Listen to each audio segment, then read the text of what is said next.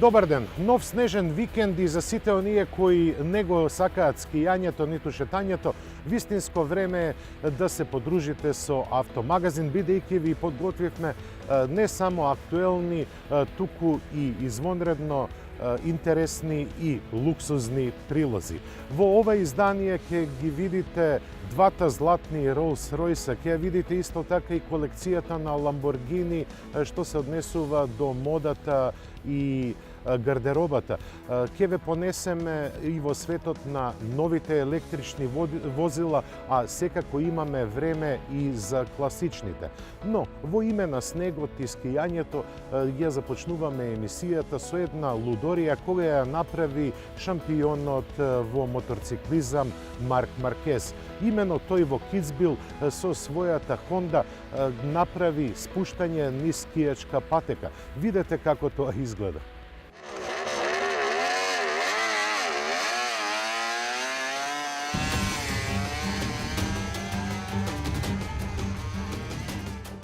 Освен брзината, моторциклизмот и скијањето немаат ништо заедничко, затоа и никој не се обидел да ги комбинира. Но адреналинот на овие два спорта беше предизвик за светскиот мото Гранд При шампион Марк Маркез.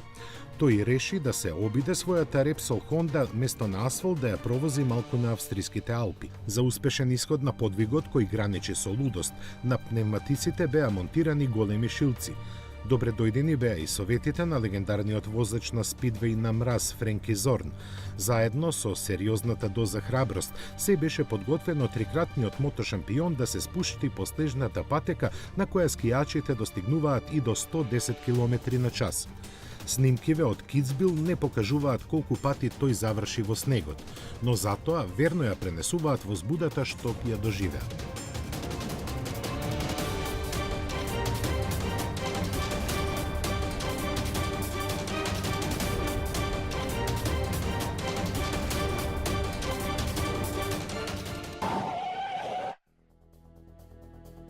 Снегот не е погоден само за детска радост и за спортување, тоа е благодет и за земјоделците.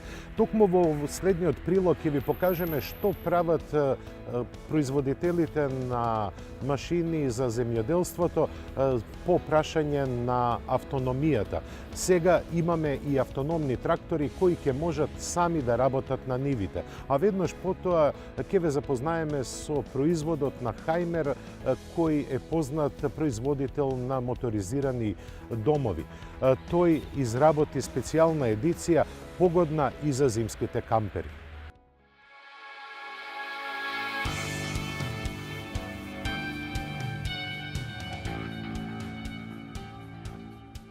Стана модерно автономните технологии да ги окупираат вестите од светот на автомобилите, но додека на нив се гледа како на нешто екзотично, во останатите гранки на општеството интензивно се откриваат незините вистински можности. Едно од полињата каде перспективите веќе се надзираат е земјоделието. Зголемувањето на продуктивноста и намалувањето на човечкиот ангажман тука доаѓа до вистински одраз. Снимките што ги гледате се направени на најголемата агрикултурна групација во светот CNH Industrial за време тестирањата спроведени во Америка и Австралија. Автономните трактори кои се во фокусот на вниманието само ги наговестуваат можностите за потенцијалот на примената на технологијата во оваа дејност битна за опстанокот на човештвото. Тие во целост се подготвени самостојно да ги обавуваат сите земјоделски работи, посебно во екот на собирањето на реколтата. За управување со овие трактори се користи најмодерната технологија, GPS наведување и бројни радари, сензори и камери. Операторот со сите функции може да командува од дома или на самото место и тоа со повеќе возила истовремено. Во овој случај воопшто не е битно каков погонски систем користат овие трактори. Она што е битно е дека тие сами може да работат дење и ноќе без разлика на временските услови. Се друго што би го кажале би било нефер кон нашите земјоделци, затоа ќе ве оставиме сами да догледате до крај.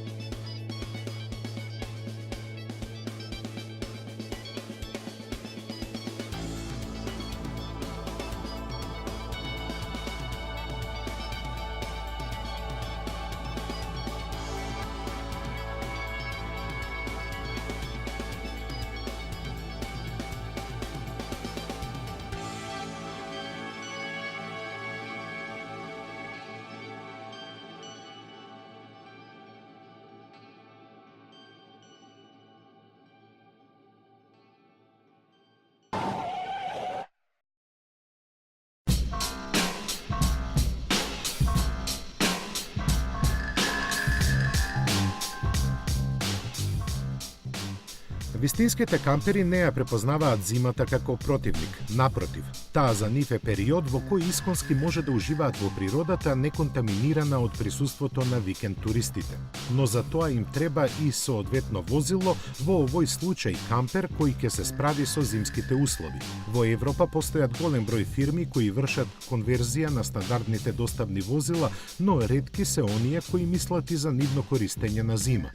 Една таква е и германскиот Хаймер, кој скоро еден век се занимава со производство на рекреативни возила. За неговото значење за развојот на оваа специфична гранка туризам најдобро зборуваат бројките, а тие ќе кажат дека Хаймер во моментов вработува околу 2600 луѓе, кои во трите фабрики произведуваат околу 20.000 единици годишно. Заедно со другите своји продукти кои ги пласираат под 15 на бренда, остваруваат годишен промет од скоро 3 милиарди евра. Меѓу најновите нивни возила наменети за употреба во зимски услови е и интегрираниот Хаймер Мобил ML1 во кој се содржани децении иновации. Почива на испробаната платформа на Mercedes Sprinter 4x4, а главна карактеристика му е лимитот од 3,5 тони потребен за да се вози со Б категорија. Класичниот, дури и застарен изглед може да залаже, но под него се наоѓа лесна конструкција со многу употребен алуминиум. Интензивната количина безбедносна опрема и електронски асистенти овозможуваат да може практично секој да го вози, без разлика на искуството што го има. Во тоа помага и автоматскиот менувач со 7 степени, кој е како порачан за зимски услови. Стандардно овој моторхом се произведува во 3 должини од 6,4 до 7,8 метри, но верзијата со погон на сите тркала е достапна само во изведбата од 7 метри, со релативно слаб мотор од 143, 163 или 190 коњски сили. Брзинските перформанси воопшто не се од значење за оваа категорија возила, но затоа внатрешната ширина од 2 метри и 5 сантиметри и зидовите дебели 35 милиметри кажуваат доволно за оние за кои е наменет. Тие ќе бидат задоволни и со 4 кревети со благо над просечни димензии и 100 токулте сидришта за кампирање и 3 акумулатори од 95 амперчаса. 4 штекери од 230 волти, 2 боци со газ и ладилникот од 142 литри ја дополнуваат стандардната кујна со резерви за вода од 140 литри. Просторот за престој поделен во 4 сегменти располага со големи можности за конфигурирање, од што зависи и цената која стартува од нешто над 90.000 евра.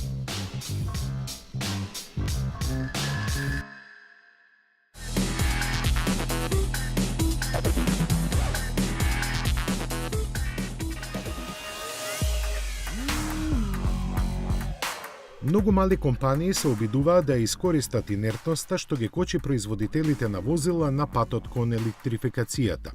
Една од нив е Faraday Future, лоцирана во близина на Лос Анџелес. Основана пред само 3 години со помош на кинески капитал, таа веќе вработува 1400 луѓе и скоро сите работат на едно исто – развој на нова гама електрични автомобили. Првиот веќе е представен и има ознака FF91. Криптична, колку и самиот автомобил, таа со ништо не покажува дека под флуидната кросоверска каросерија се кријат 4 електромотори со дури 1050 коњски сили. Испраќајќи вртежен момент секој посебно на тркалата, тие на автомобилот му даваат агилност како на болид во Формула 1. Според неговите креатори, тој забрзува до 96 км на час за точно 2,39 секунди. Максималната брзина не ја споменуваат. Место неа ја наведуваат автономијата од 700 км. Во поглед на техничките решенија, Faraday Future FF91 ја донесува иднината малку порано отколку што ја очекувавме. Кабината ќе располага со комфорна луксузен автомобил и уникатна колекција интелигентни решенија. Меѓу нив и широкопојасен интернет и само затемнувачки панорамски покрив. За поголема приватност со само еден допир ќе може да се затемнат и страничните стакла. Автономните способности ќе ги обезбедуваат 13 радари, 10 HD камери, 12 ултразвучни сензори и 1 3D ласерски радар. Во очекување на неговото производство идната година веќе започнаа да се примаат резервации за FF91. Цената не е позната, но сигурно ќе биде шестоцифрена. Некои споменуваат и до $300,000. Но тоа не беше пречка за првите 36 часа компанијата да прими нарачки од дури 64.000 заинтересирани купувачи. Во изградба се 2 фабрики вредни $1.000.000, но во плановите не се споменува колкав капацитет ќе имаат. После FF91 ќе следат уште неколку помали модели направени на истата флексибилна платформа.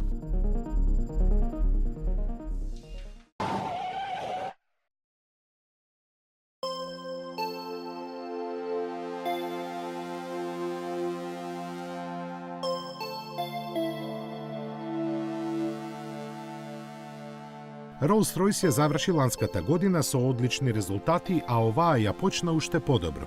За потребите на својот нов клиент, хотелот 13-ката од Макао, британците направија 2 примерока на Phantom опточени со злато. Со нивната испорака флотата суперлуксузни возила од оваа марка што ја поседува хотелот се заокружи на 30.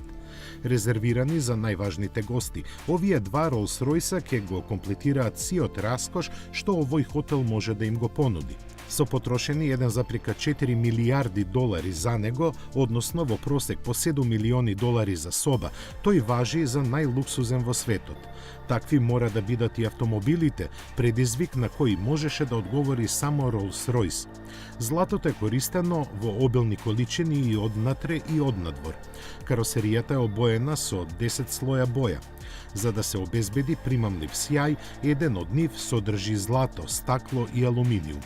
Статуетката, духот на екстазата, целосно е позлатена, исто како и маската и амблемот кој содржи дури 336 диаманти. Позлатена е и рачката од чадорот кој доаѓа стандардно со секој Phantom. Внатре раскошот без компромиси надминува се што човек може да замисли. Прецизноста на изработката е над нивото на перфекција. Без преседан е покривот на автомобилот од внатрешната страна на кој со фибер-оптички кабли над главите на патниците верно се отсликуваат звезденото небо над коцкарскиот рај. Овие 2 примерока на Phantom се најскапите возила на Rolls-Royce направени било кога. Колку точно чинат, знаат само пар луѓе во светот. Ние останатите ќе се задоволиме со фактот дека оваа нарачка е најголема во историјата на британската марка, или пак дека ноќевањето во најголемата вила на 13-ката хотелот наводно чини $100.000 по ноќ.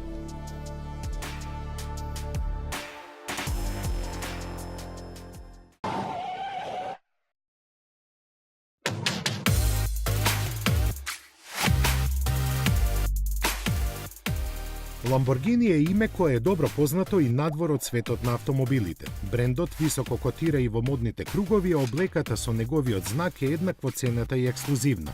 Затоа и на модната недела во Милано за колекцијата автомобили Lamborghini есен-зима 2018 имаше посебно место.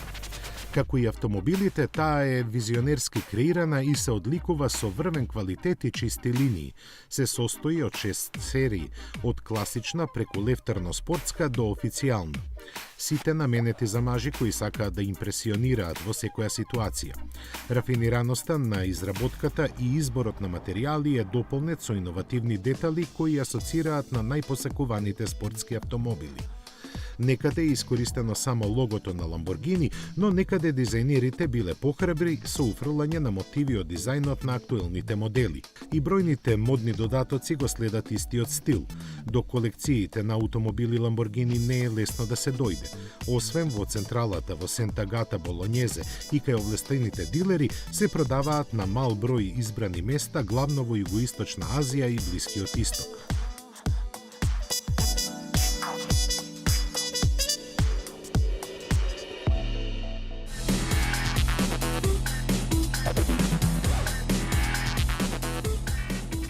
Во домашни и снежни услови го тестиравме Peugeot 3008, но пред да го видите нашиот тест на овој новитет, ве поканувам да ги видите новитетите кои ни доаѓаат од таборот на Ford и Mazda. Имено нивните иконски модели Mazda MX-5 и Ford Mustang добија освежување, кој во форма на тврд покрив, кој во форма на нов изглед. Има ли полошо кога со кабриолет ќе ве фати дожд? Тогаш страста спласнува за секогаш, не само за време на упропастеното викенд возење.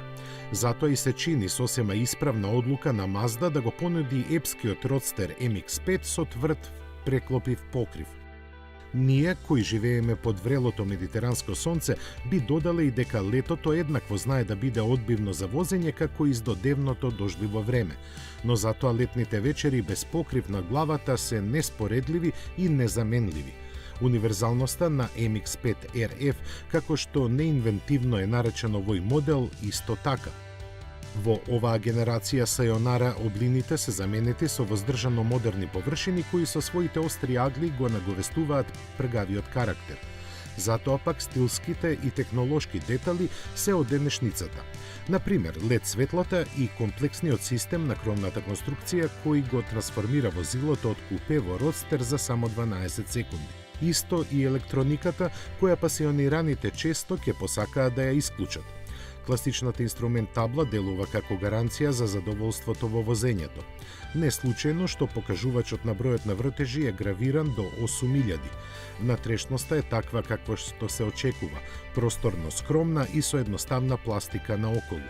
Но тоа не е критериум според кој се оценува еден ваков автомобил. На неа брзо се заборава, исто како и на прескромниот багажник. Затоа пак долго ќе се памети спортскиот звук на моторот. На оние на кои 1,5 литарскиот мотор со 131 конска сила не им е доволен, на располагање и поголемиот дволитарски со 160 коњи.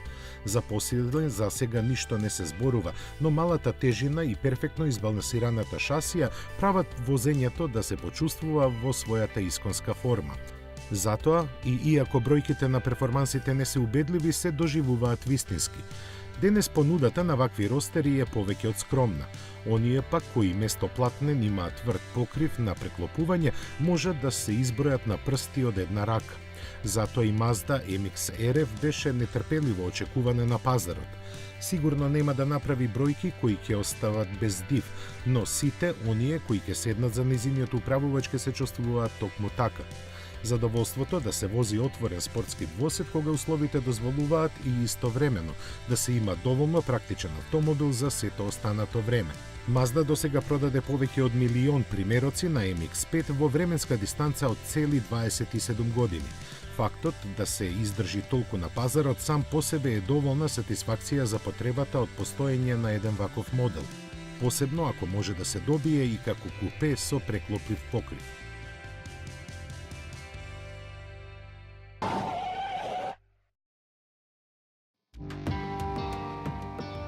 После успешната кариера од само 2,5 години, шестата генерација на Ford Mustang доби освежување. Не дека му требаше, ама американците не дозволуваат ништо да остане на мета на конкуренцијата. Па така Ford Mustang го загуби V6 моторот, но доби ново лице, 10 степен менувач и дигитална инструмент табла. Изгледот на Mustang за наредната моделска година и понатаму е оној вистинскиот. Различни се само новите светла, дизајнираните браници, пошироката маска и пониската хауба. Назад се забележуваат новиот кластер светла со облик на буквата C и дифузорот во црно. Најголемата новост е во долгата муцка во која веќе не е добредојден 3,7 литарскиот V6 мотор. Вакво нешто можеше и да се предпостави кога беше представена сегашната шеста генерација. Фокусирањето на 2,3 литарскиот EcoBoost беше доволна причина. Секако V8 срцето и понатаму ќе го задвижува Mustang во вистинскиот дух на дивиот индијански конј. Него никој никогаш нема да може да го исфрли од понудата затоа што само со него Mustang е оној вистинскиот. Единствено нешто што може да се направи е да се подобри, што овој пат е сторено со спарувањето со 10 степен автоматски менувач. Самиот V8 мотор доби ново впрскување и нови бројки во спецификациите за кои Ford засега стратешки молчи. Од другите унапредувања треба да се извојат дигиталната инструмент табла со 12-инчен дисплеј. Таа овозможува избор на 3 различни погледа на светот околу Mustang – нормален, спортски и тркачки. Активниот издувен систем му овозможува на возачот да избере како ќе го слуша звукот на V8 машинеријата во внатрешноста. Собствениците на Mustang за новата моделска година ќе уживаат и во бенефитите на новата амортизација и унапреденото задно ослонување. Единствениот непријатен момент во приказната на новиот Мустанг е дека сето ова ќе стане достапно дури на есен. И тоа само за американците. Ние во Европа во моментов сме во втор план.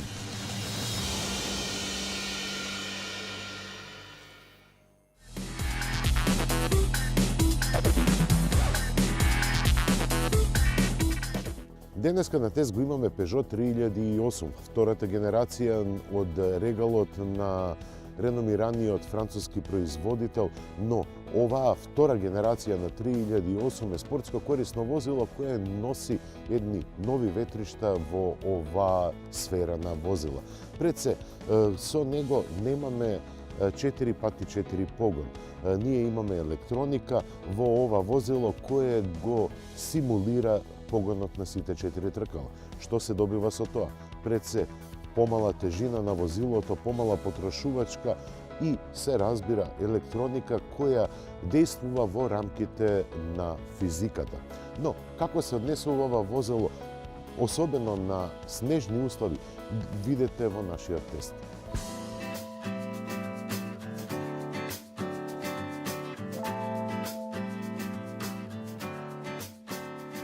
Новата генерација на моделот 3008 донесува сосема ново поглавје во таборот на лавот од елисејските полиња. Не само што е прво спортско корисно возило на Peugeot, туку е гласник на новиот дизајнерски јазик, пионер во имплементирање на технологиите и надежите за иднината на оваа марка. Поставена на модуларната EMR2 платформа, каросеријата е растегната на 445 см, а тежината е намалена за 100 кг и покрај поголемата должина во однос на претходникот. Гледајќи го 3008, може лесно да заклучиме дека неговиот изглед не е функционален, туку е извонредно атрактивен. Каросеријата покрај острите линии е збогатена со впечатливи цитати чија синергија дава целина која никого не остава рамнодушен. Започнувајќи од маската на ладилникот, предните светла, динамичната контура, па се до задниот дел на кого доминираат стоп светлата. Вака спакуваната каросерија, поставена на 18-инчни тркала, делува жешко, иако возењето се одвиваше на температури под нулата. Од практичниот дел на употребливоста се наметнува багажникот кој се рашири на 520 литри.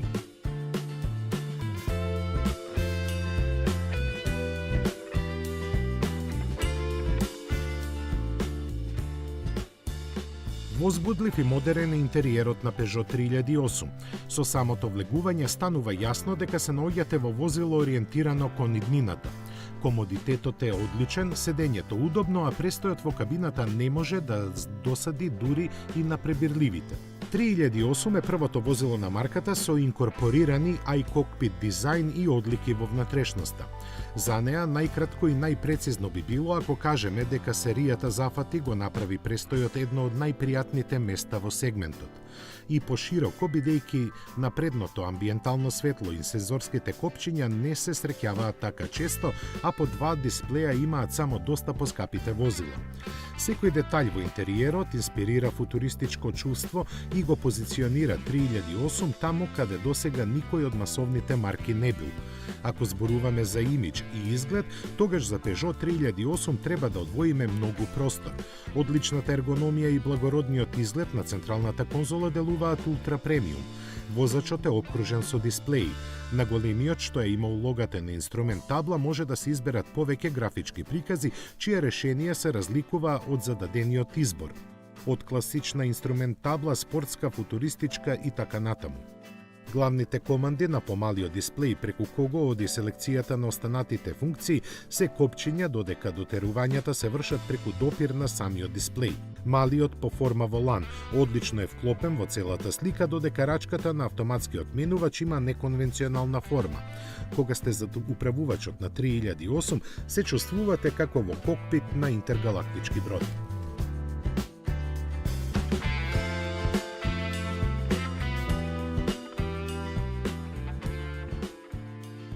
Со оглед дека огромниот дел од спортско корисните возила не се возат на терен, инженерите на Peugeot се одлучија да не вградуваат перманентен погон на сите тркала. Тоа го заменија со втората генерација на системот Grip Control, кој располага со 5 алгоритми на работа. Временските услови беа како што може да се посакаат за испитување на можностите на електрониката. Во возењето не се чувствува отсутноста на перманентниот погон на сите тркала. Иако имавме пневматици со универзални карактеристики, не бевме разочарани од возните својства. Ладниот бран која окова Македонија ни ги намали опциите за возење, но сепак успеавме да поминеме околу 300 километри во несекојдневни услови на возење. Рака на срце, немавме никакви проблеми или интригирачки ситуации.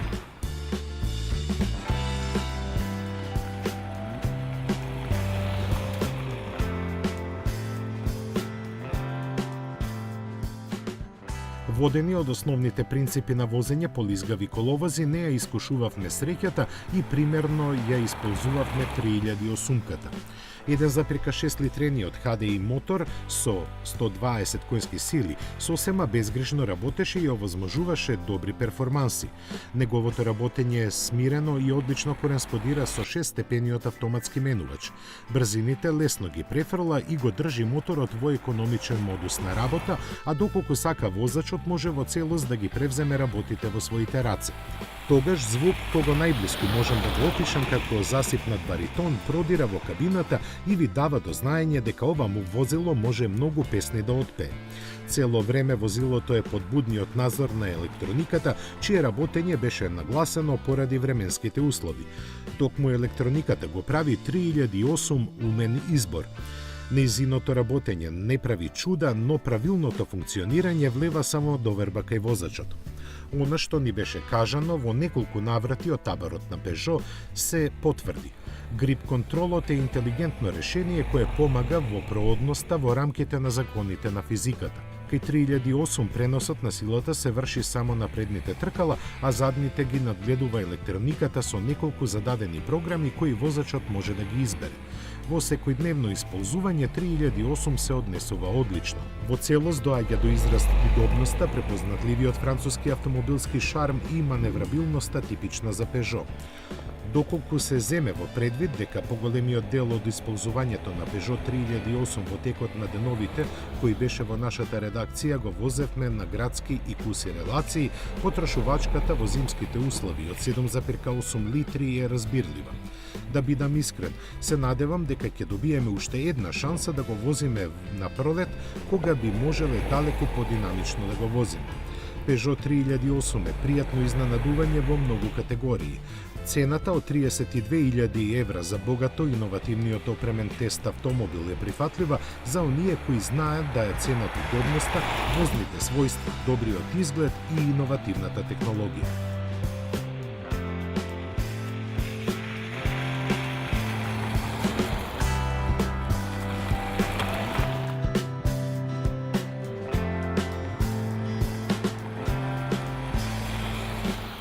Единствена пречка за Peugeot 3008 на македонскиот пазар би била нешто повисоката цена од онаа што ја очекувавме. Но секако дека Peugeot има аргументи со која ја оправдува цената на македонскиот пазар. А што се однесува до автомагазин, нема да има пречка и следната недела на истото место и во истото време да се сретнеме со повторно возбудливи и интересни содржини од светот на четирите тркала. Се најубаво!